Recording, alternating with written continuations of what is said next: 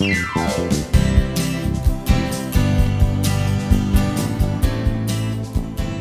are listening to Specifically for Seniors, a podcast designed for a vibrant and diverse senior community. I'm your host, Dr. Larry Barsh. Join me and a lineup of experts as we discuss a wide variety of topics that will empower, inform, entertain, and inspire as we celebrate the richness and wisdom of this incredible stage of life. On today's episode, I am thrilled to be joined by Jack L. High, an acclaimed author, journalist, whose work explores some of the most fascinating and disturbing intersections of medicine, psychology, and history. Jack is the author of The Nazi and The Psychiatrist, Hermann Goering, Dr. Douglas M. Kelley, and A Fatal Meeting of the Minds at the End of World War II. A riveting account that takes us inside the Nuremberg trials and into the psychological battle between one of history's most notorious war criminals and the brilliant American psychiatrist tasked with understanding him. Jack's other works include The Lobotomist and Nonstop, A Turbulent History of Northwest Airlines. He's also contributed more than 500 articles to prestigious publications, won numerous honors for his work. He teaches creative nonfiction writing at Augsburg College in Minneapolis. With the recent film Nuremberg, based on Jack's book, this story has found a new audience grappling with questions about accountability, power, and the fragility of democracy. We'll talk about all of that on today's show. Jack, welcome to Specifically for Seniors. Larry, thank you. I'm so happy to be here with you to talk about those things. There's so much to talk about, but let's start with talking about something for listeners who are acquainted, probably lived through World War II, but perhaps have not yet gotten acquainted with your book. Could you introduce us to the central narrative of The Nazi and the Psychiatrist? Sure. The Nazi and the Psychiatrist is primarily about a U.S. Army psychiatrist named Douglas Kelley, who at the start of World War II was sent to work in field hospitals, military field hospitals in Western Europe, treating soldiers who had experienced what we would today call PTSD. And then at the end of the war, he was still in Europe, and he was called to go to Luxembourg first and later Nuremberg to work among the top 22 German defendants who were being held for trial in the International Military Tribunal, judging them on crimes such as crimes against humanity, crimes against peace, war crimes, and others. And it was a remarkable opportunity for a young psychiatrist at this time. There were probably hundreds of psychiatrists who would have traded places with Dr. Kelley to be among these arch criminals of the 20th century. And so Dr. Kelley's mission, official mission in Nuremberg, was simply to evaluate these defendants to see if they were mentally fit to stand trial, meaning did they understand the charges against them, could they participate in their own defense, etc. This is an easy task for somebody like Dr. Kelley. So given the opportunity he had, he set out to embark on a more ambitious project for himself, which was to determine whether these men suffered from a shared psychosis that could explain their horrendous crimes and heinous behaviors before and during World War II. And so the book, that's the center of the book and the movie as well. But my book also covers, Dr. Kelley was greatly affected by this experience, covers his later years to the end of his life. So that was the initial question that drove your research. There were two questions that drove my research. The first was, what did Dr. Kelley find out about these defendants, and what did it mean? And then the second question had more to do with Dr. Kelley's death in 1958. He took his own life using the exact same method, poisoning by cyanide, that the top-ranking German defendant, Hermann Goering, had used in 1946 on the eve of his scheduled execution. So I wanted to find out what was the connection between those two suicides done in an identical way, and what did it mean that they had taken their own lives in this particular way. And you had access to previously unexamined archival material, 15 boxes? I was very lucky. When I became interested in Dr. Kelley's career, I set out to look for any remaining papers, collections, anything about him, and that trail led me eventually to the doorstep of his oldest son, Doug, who invited me to look at materials that he had inherited from his mother, who had retained them from Dr. Kelley.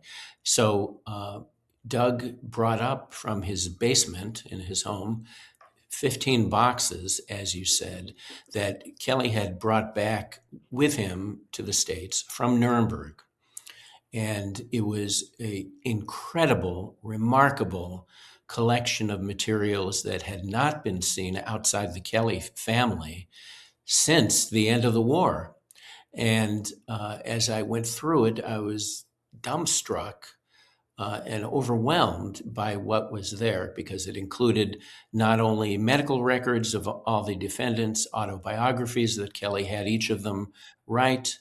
There were also memos between the court and Dr. Kelley, his own personal notes and journals, but there were artifacts too. One of the first things I looked at that I pulled out of one of those boxes was a glass vial filled with red pills, and it was labeled Hermann Goering's paracodeine.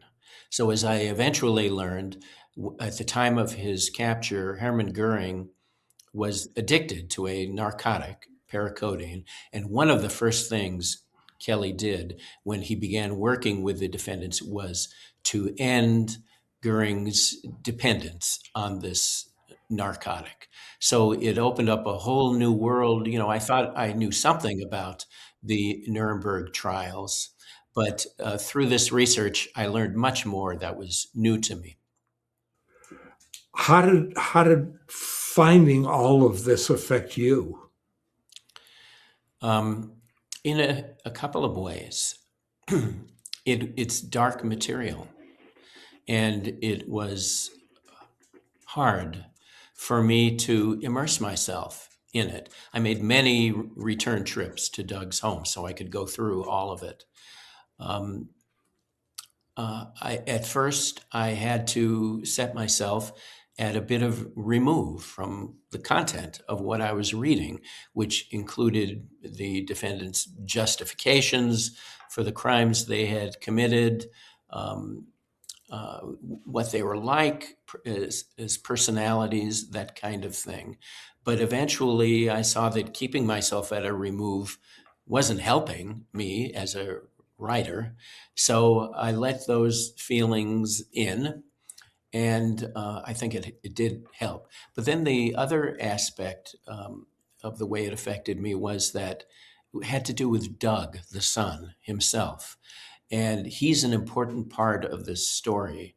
not of the film, but he's an important part of my book because I saw many of the events in Dr. Kelley's life through Doug's childlike eyes. And to me, Doug, the son, is the hero of the story because he survived it and grew up to be this wonderful, emotionally expressive, very intelligent person. And I've kept in touch with him. The book was published in 2013, but in the years since, I've kept in touch with Doug, and I often speak with him, and we've talked about the movie and all of that. So it's had a big effect on me. You documented through your research an unusual relationship between Dr. Kelley and Goering. Mm-hmm. Can you describe what that was like? Yes. When Dr. Kelley arrived in the prison in Luxembourg, where many of these defendants were first being held, he immediately recognized that Hermann Goering was, in lots of ways, from the perspective of a psychiatrist, the most interesting of the group. And that's because of Goering's qualities. He was highly intelligent. He was clever and charming, told jokes. People liked to be around him. And he could be reflective, honestly reflective to a certain degree. All the while, Kelley did not lose sight of Goering's dark qualities. Goering lacked a conscience, lacked remorse about what had happened in the Holocaust and in the other abominable events of World War II. And Goering was highly manipulative. But Kelley also shared some of those qualities. Kelley was highly manipulative as a psychiatrist. And he also was highly intelligent, clever and charming, had a good sense of humor. And so these men got along because of their similarities, but never did it develop into what I would call a friendship. They were comfortable around each other because they saw in the other person a known quantity. And they got into deep discussions, not just about Goering's mental state, but about the events of the war and before. And so I would say that certainly for a patient and doctor, they became very close. But even if you disregard that relationship, they grew close as people conversing with each other will when they talk about personal things. And so that, I think that sums up their relationship. My main point is they were not friends, they were not even allies, but they admired each other. That's strange to hear. It's strange to hear a discussion like what went on in Nuremberg between two people displaying a sense of humor. Mm-hmm. It just doesn't ring true. Well, Hermann Goering did not rise to the top of the Nazi Party by being an unpleasant person in terms of his outward personality. He rose to the top because of his charm and because he got along with a lot of different kinds of fellow Nazis and others. And he was, at the same time, brutal and dangerous. I think it's important to remember that what Kelley discovered about these men was not that they shared some kind of common psychosis, but that they were, many of them were of a normal personality type, but a type which is an opportunist, taking advantage of circumstances around them to rise to power and to exercise power over others. So after the war, during the war and after the war, it was common for people in the Allied countries, the US, UK, France, etc., to think of the German leadership as monsters. These mentally misshapen and diabolical figures who wreaked havoc on the world, and they undeniably wreaked havoc. But it was not because they were monsters.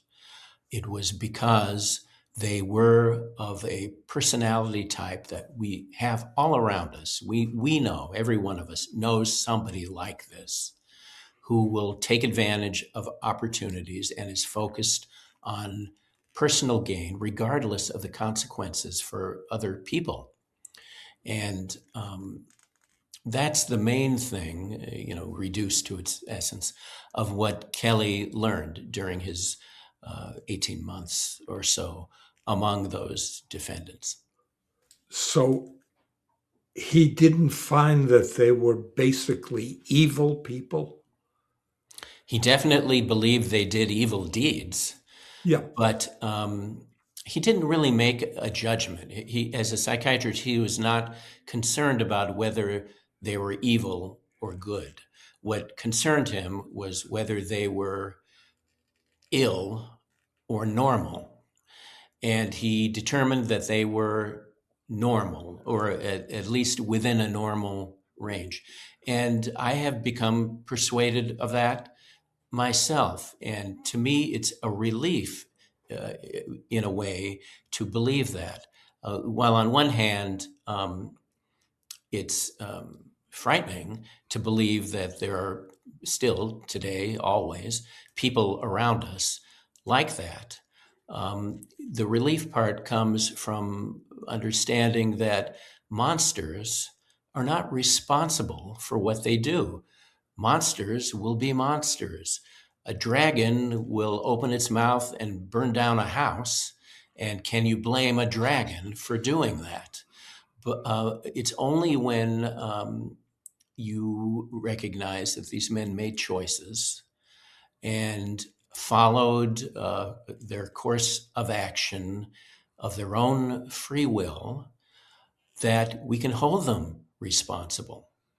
And to me, that's a good thing to know, that they were responsible and not born or made into something that is beyond the pale of humanity. This is beginning to sound disturbingly familiar in today's political world, but let's come back to that in a minute. I mentioned that a lot of the listeners to this podcast lived through the memory of World War II. What do you hope that these people will gain from reading the book? I think people among us who have memories of World War II also retain memories of the perceptions that were common back then. For instance, as we just discussed, that the Nazi leaders were monsters, or even comical in a way. Hermann Goering was often portrayed in the Allied press as a comical figure who strutted around in these fancy uniforms and loved medals and jewelry and that kind of thing. And that really underestimates how dangerous Hermann Goering was as a national leader in Germany. And then another perception that people who lived through the war and remember it might have is the belief that when the war ended, and even when the Nuremberg trials, there were 13 of them in total, when that series of trials ended and the the Nazis were prosecuted and punished, that would put an end to fascism, authoritarianism, all of that. And of course, that has not happened. So I hope my book will open those readers' eyes to the fact that the perceptions that were common back then at the end of the war can be updated now. And we have more, lots distance of 80 years now. And there are new things still to be learned about the Nazis and about the whole project to bring them to justice. And the way we, the media then, responded to this. Yes. As I said, the media often portrayed the German leadership inaccurately. Also, the media, I'm talking mainly about newspapers and radio reporters back then, lost interest in the Nuremberg trials after the first one, the one that I wrote about. But there were a whole series of other trials that were not nearly as carefully reported on. And I don't blame the reporters for that. I think the public was tired of it and wanted to put the whole experience behind them. And that ties into other aspects of my story that maybe we'll talk about. But it's looking back at events from an 80-year vantage point really changes how we see them and how we think about them.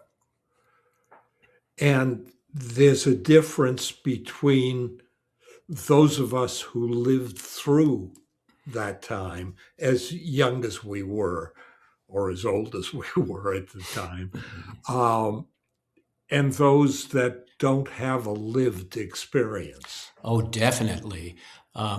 One of the things that I'm happiest about with my book, and even more so with the movie Nuremberg, is that it's bringing this story to audiences who didn't know much at all about it, who didn't know that there were trials held after the war to judge the Germans, and by extension the Japanese too. There were trials for that as well. There was a period, probably in the 1970s, 80s, when school children were almost always taught something about the Holocaust and the devastating human consequences of World War II. I think it's less common now. And even if school students are still learning about the Holocaust, they may not know anybody who has a memory of those years. And so it's receding and becoming more faded and distant. And I hope my book and the movie brings it more into focus. Did the filmmakers follow the book appropriately? Appropriately, yes. But I think it's important to remember that a movie is not a book. And the way a story is told in a movie is not the way it's told in a narrative nonfiction book like mine. So there were changes made to increase the entertainment value of the movie and the audience's ability to follow it as a movie. One of those differences is that the movie, Nuremberg, covers about 18 months of time. My book covers 45 years or more of time. So in terms of time, it's just the movie is a slice. But when people ask me, do I think the movie is historically accurate, I always respond that I think it's essentially accurate, meaning that it's mostly accurate enough to put over the messages that are in my book and are in the movie that I think are important. And so I'm happy with the movie. I'm relieved that I can honestly recommend it to friends and others who ask me about it. You mentioned earlier that part of your book was about Doug. Mhm. I would assume that Doug doesn't make it into the movie. Right. Doug the son is not in the movie because all of the movie takes place before Doug was born. And in fact, in the movie, Dr. Kelley's wife, Dookie, doesn't exist. The doctor is shown in the movie to be, I assume, a bachelor. He's flirting with a female character in the movie, and she's just not in the wife is just not in the picture. But Doug doesn't figure into the movie part of the story. He figures importantly into the book part of the story. Kelley, in a way, predicted some of the future in regard to authoritarian movements and warned that they could emerge in America. How were these warnings accepted at the time? Kelley came back to the States from Nuremberg with changed eyes. He had spent all these months with the German defendants, heard how they think and their justifications and their defense, etc. And when he returned to the US, he saw the US differently and in those terms. So his attention immediately focused on the state of the South in the US. At that time, so this is 1946, those states were dominated by politicians who had racist, segregationist politics. And Dr. Kelley saw many similarities between that kind of governance and what had happened in Germany. So he began speaking about it at public lectures and things like that. And he began talking about his notion that that fascism, Nazism, was not distinctively German. It was not the product of mental disorder. Had been brought about by men who fell within a normal range of personality. So he started issuing warnings. It was not well received. Dr. Kelley wrote a book in 1947. It was published called 22 Cells in Nuremberg, and it was kind of a roundup of his appraisals of all of the defendants, plus Hitler. And it flopped, didn't sell well. And this is understandable. The reading public had just gone through this long and bloody and horrible, devastating war. The trials were ongoing. And who wanted to think that even after all this, people like Hitler could arise again, anywhere?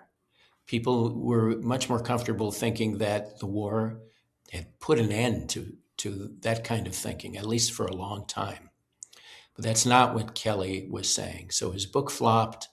People, by and large, didn't pay attention to him or his plan that he developed to preserve democracy and hold off authoritarianism.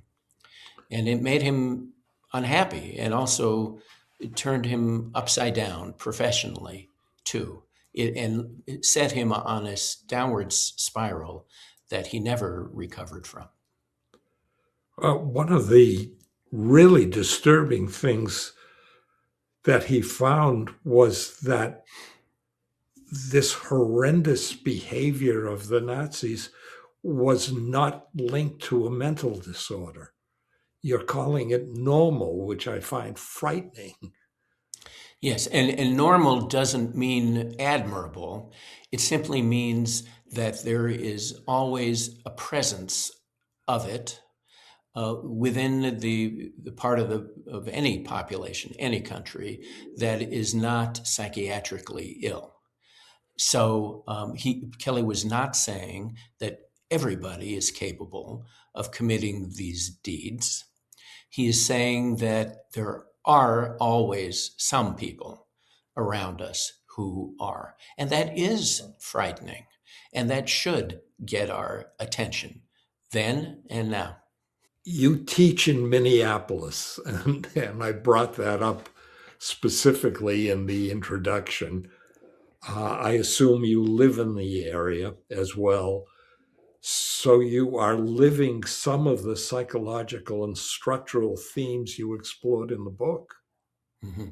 Yes, I live in the city of Minneapolis, and we have had for months now a very strong presence of ICE immigration enforcers in the city, a group that even with the recent reduction outnumbers our local police.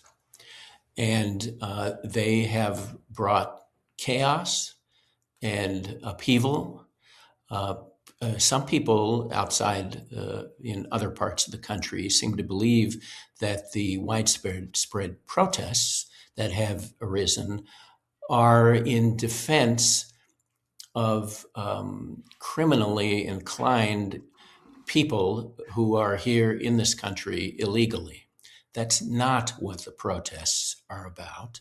The protests are about the enforcement efforts and programs of the ICE agents. And I have heard people say you cannot compare ICE to the Gestapo because look at what the Gestapo ultimately did, was responsible for uncounted murders, Holocaust, genocide, and ICE is certainly not involved in that kind of thing. Yet, the Gestapo did not start as that kind of organization. It started as an organization opposing people who were political opponents of the Nazi regime. And only gradually did it build up into all of those horrendous crimes and activities that it became involved in. So many people do see what's going on here as similar to the Gestapo in its early times. And no one that I've heard believes that the ICE agents are monsters. But they are doing things that are disruptive and intended to disrupt the social life, political life here in Minneapolis. So I think that's the connection with things happening in my city at this moment. Just following orders. Right. Many of them have said we're just doing our job, things like that. As the trials in Nuremberg established, that's not a defense. How has what's going on in Minneapolis, or has it affected the way you view your book historically and its value today? Well, that's been a very interesting question to me because I wrote the book, it was published in 2013, 13 years ago. And when I wrote the book, it was in the middle of the second Obama administration. And at that time, I was writing about what makes people authoritarians. What did Kelley think about that? And right-wing authoritarian extremism in 2013 seemed to me to be on the fringes of American political discourse. Now, years later, it feels very different to me.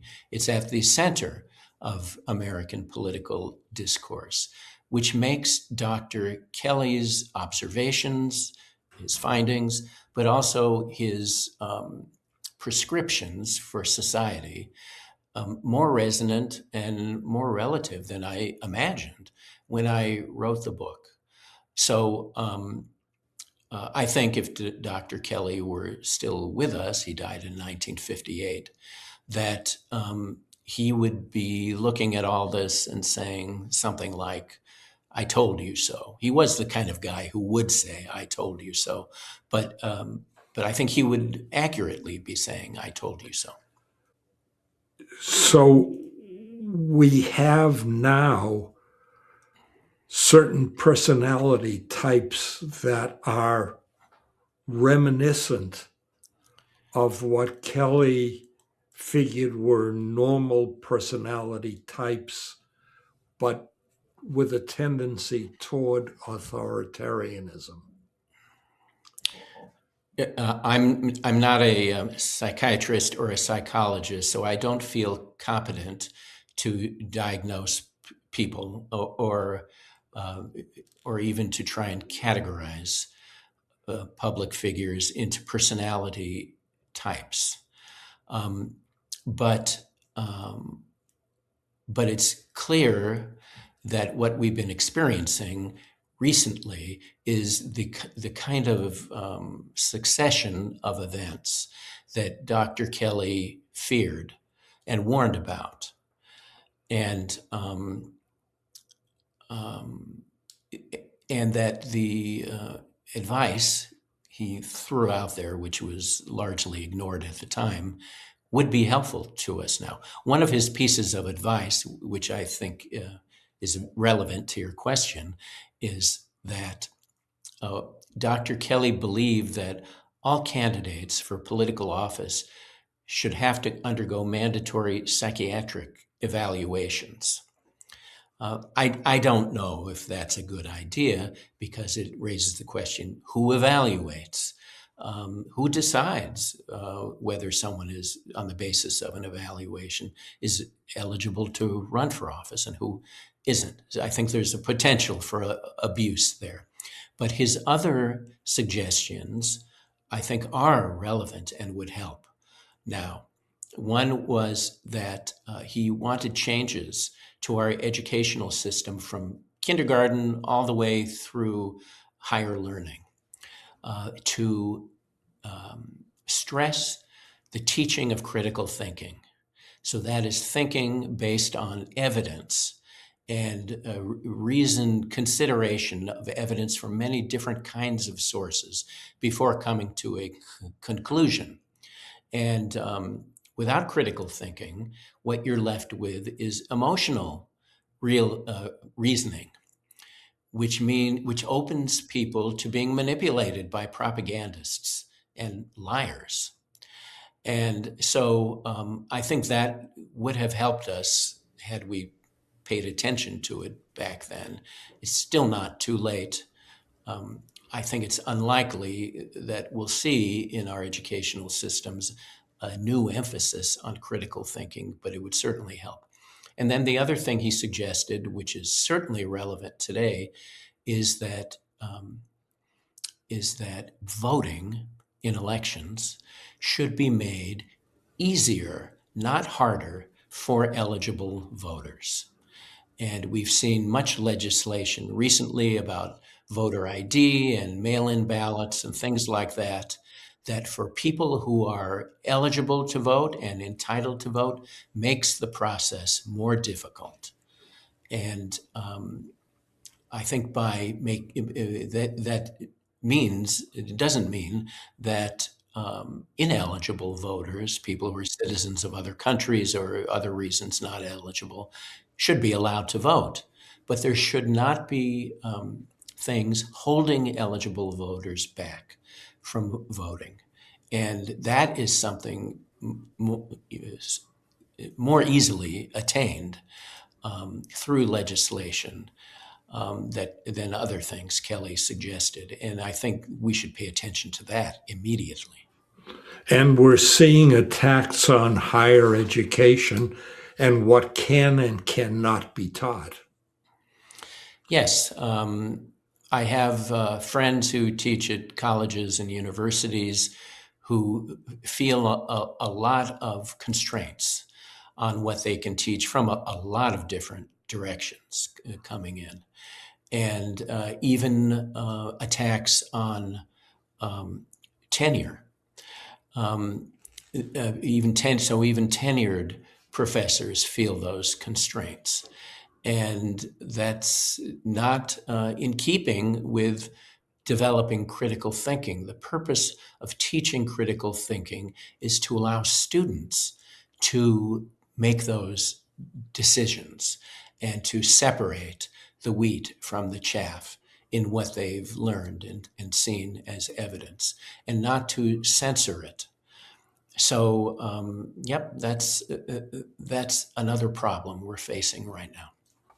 I'll take it out of the medical psychiatric environment, but do you see parallels between leadership archetypes that Kelley identified and figures in contemporary political power? Yes, especially in the ways in which, say, the current presidential administration, the Trump administration, handles information. So much of many of the things that President Trump, as well as his cabinet officers and others in the administration, say are objectively not true.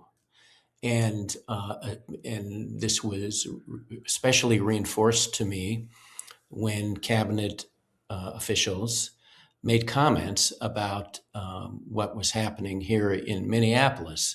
Clearly not true in the experience of people who live here.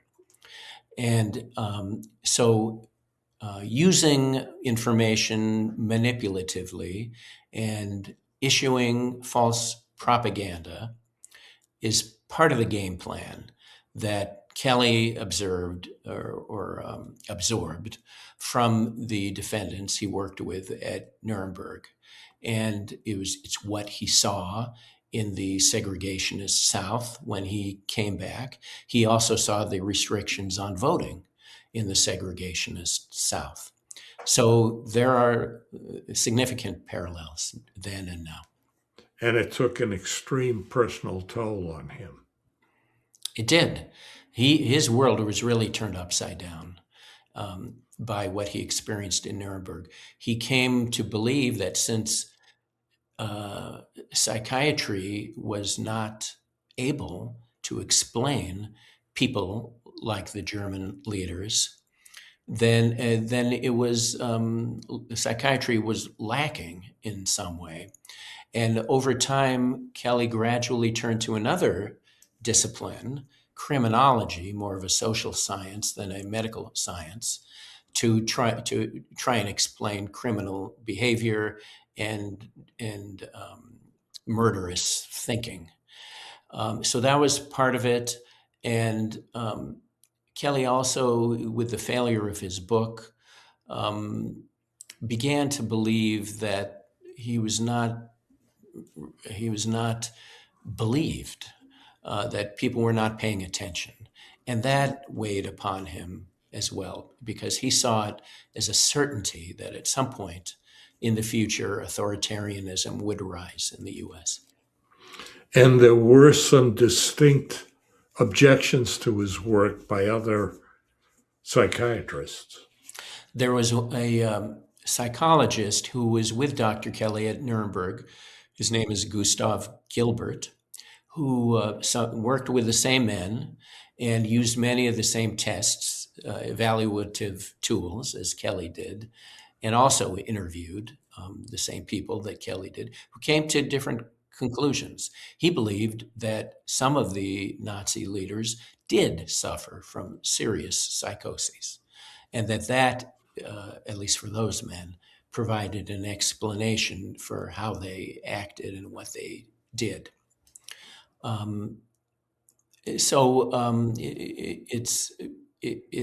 There's the Kelley side and the Gilbert side, but as events have shown since the end of the war, when we've seen war crimes aplenty, we've seen crimes against peace, we've seen genocides, I think history sides more with Kelley than with the other camp.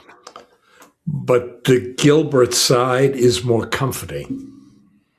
Yeah, it's more comforting in the aspect that it offers an explanation that's more easily acceptable.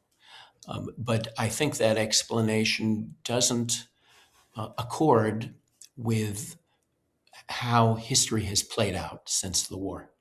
Is there anything we haven't touched on that you'd like to bring up? Well, two things come to mind. One is when I give talks about my book, and sometimes I attend screenings in different parts of the country and then answer questions afterwards, screenings of Nuremberg. People often come up to me and tell me that they're appreciative that I wrote a book like this, but especially that they're appreciative that my book calls attention to what's happening now. And of course, that was not my intent when I wrote the book. I didn't know what would be happening now. But I'm glad that my book has an afterlife of that kind and can have that kind of influence. And then, though, I should mention that I've just finished another book. I've written 3 books since The Nazi and the Psychiatrist. And this book is called The Case of the Autographed Corpse. It'll be coming out in October 2026. And there are no Nazis in it, no psychiatrists in it, but it's about legal injustices on Apache reservations of the U.S. Southwest, primarily Arizona, in the middle decades of the 20th century, and how those played out. It focuses on an Apache medicine man named Silas John Edwards, who was wrongfully convicted of murdering his wife in 1933 on one of the reservations, served 20 years in prison before his partnership with a famous American author of the time, Earl Stanley Gardner, who wrote all the Perry Mason mysteries. Right. Gardner got involved, and together they reinvestigated Edwards' case and got him out. So it's a different kind of book, but very important to me, and I've been interested in this story for a long time. Jack, thank you so much for coming on specifically for seniors and sharing the story behind The Nazi and the Psychiatrist. It's vital for insights into what's happening now here in the United States, which a lot of us probably couldn't have predicted. Right. And thank you, Larry, for your perceptive questions that brought out those things. I appreciate it. Thanks for coming on specifically for seniors. My pleasure. If you found this podcast interesting, fun, or helpful, tell your friends and family, and click on the follow or subscribe button. We'll let you know when new episodes are available. You've been listening to Specifically for Seniors. We'll talk more next time. Stay connected.